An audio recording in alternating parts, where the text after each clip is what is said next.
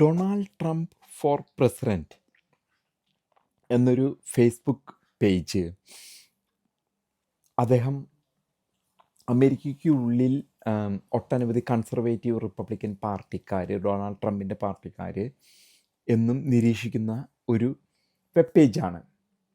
ഇതിൽ കഴിഞ്ഞ ദിവസം കൊച്ചിയെക്കുറിച്ച് പരാമർശിച്ചിരിക്കുകയാണ്. ഐറിസ് ലവാൻ എന്ന കപ്പൽ കൊച്ചിയിൽ നങ്കൂരമിട്ടിരിക്കുന്നു. അതുമല്ലെങ്കിൽ ഇന്ത്യൻ സർക്കാർ അതിന് അഭയം കൊടുത്തിരിക്കുന്നു.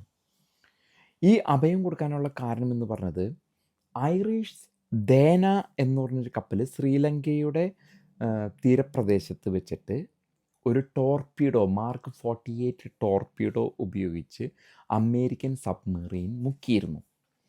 അപ്പോൾ ഭയന്ന് വിറച്ച് ഇവർ ഇന്ത്യയിൽ അഭയം പ്രാപിച്ചിരിക്കുന്നത് കൊച്ചിയിലാണ് നങ്കൂരിട്ടിരിക്കുന്നത്.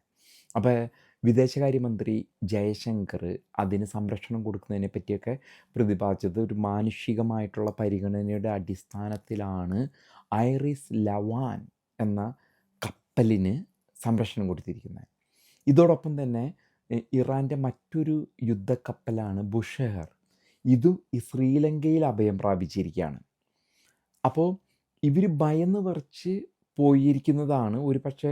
കാരണം നമുക്കറിയാം, രാഷ്ട്രീയ അസ്ഥിരത, ഈ ഇറാനിൽ നിന്ന് സംഭവിച്ചുകൊണ്ടിരിക്കുന്ന രാഷ്ട്രീയ അസ്ഥിരത്വത്തിൻ്റെ ഫലമായിട്ട് ഈ നേവി ഇൻഡിപെൻഡൻ്റ് ആയിട്ട് രക്ഷപ്പെട്ടു പോയിരിക്കുകയാണോ എന്താണെന്ന് അറിയില്ല.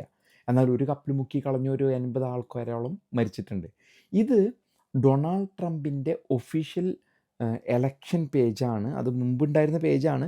ഇപ്പം ഏകദേശം ഒരു 75 ലക്ഷം വലിയൊരു ജനസംഖ്യ ഇതിനെ ഫോളോ ചെയ്യുന്നുണ്ട്. അതിൽ കൊച്ചിയെ പരാമർശിച്ചിരിക്കുകയാണ്.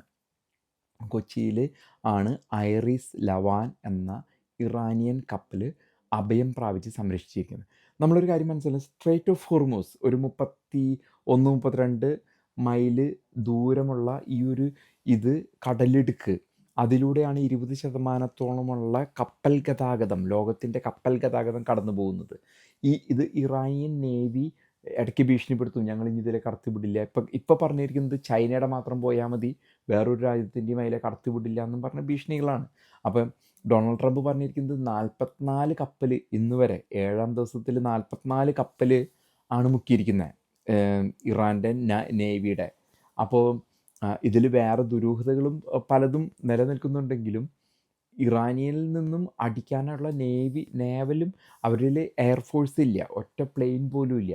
അവരിലുള്ളത് മിസൈൽ സിറ്റുണ്ട്, 10,000-കണക്കിന് മിസൈൽസ്, അത് പലതരത്തിലുള്ളത്, ബാലിസ്റ്റിക് മിസൈലുകൾ, ഡ്രോണുകളൊക്കെ ഉണ്ട്. പിന്നെയുള്ളത് നേവിയാണ്. പിന്നെ നമ്മൾ ഗ്രൗണ്ടിൽ ഇറങ്ങിയാൽ മാത്രമേ അവരെത്ര ശക്തമാണ്, ആർമിയിൽ പട്ടാളം, കാലാൾപ്പട എത്ര ശക്തമാണെന്ന് അറിയാൻ പറ്റുള്ളൂ.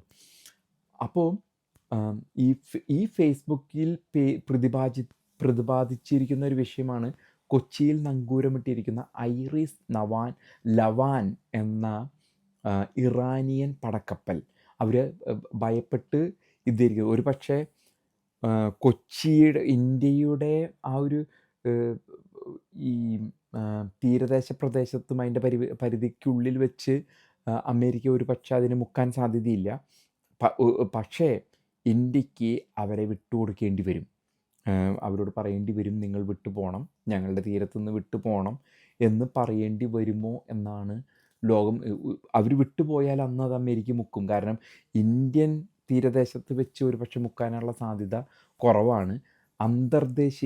അതായത് ഈ അന്തർദേശീയ കടലിൽ വെച്ചിട്ട്, കടൽ പരന്നു കിടക്കുകയാണ്, അറേബ്യൻ സീയുടെ ഏതെങ്കിലും ഭാഗത്ത് വെച്ച് ഇന്ത്യയുടെ ആ ഒരു പരമാധികാരത്തിൽ നിന്ന് മാറിയാൽ ഈ കപ്പലിനെ ഐറിസ് ലവാൻ എന്ന കപ്പലിനെ, ഇറാനിയൻ കപ്പലിനെ അമേരിക്ക മുക്കാനായിട്ടുള്ള സാധ്യത, അത് അത്രം പറയാനുള്ള കാരണം ഡൊണാൾഡ് ട്രംപിൻ്റെ ഒഫീഷ്യൽ പേജ് എന്ന് പറയുമ്പോൾ അതൊരു പക്ഷേ ഡൊണാൾഡ് ട്രംപുമായിട്ട് ബന്ധപ്പെട്ട ആൾക്കാരായിരിക്കും ആ web page, Facebook web page കൈകാര്യം ചെയ്യുന്നവർ അതിനെ മുക്കും എന്നുള്ളൊരു സൂചനയാണ് നമുക്ക് ഇതിൽ നിന്നും ലഭിക്കുന്ന വിവരം.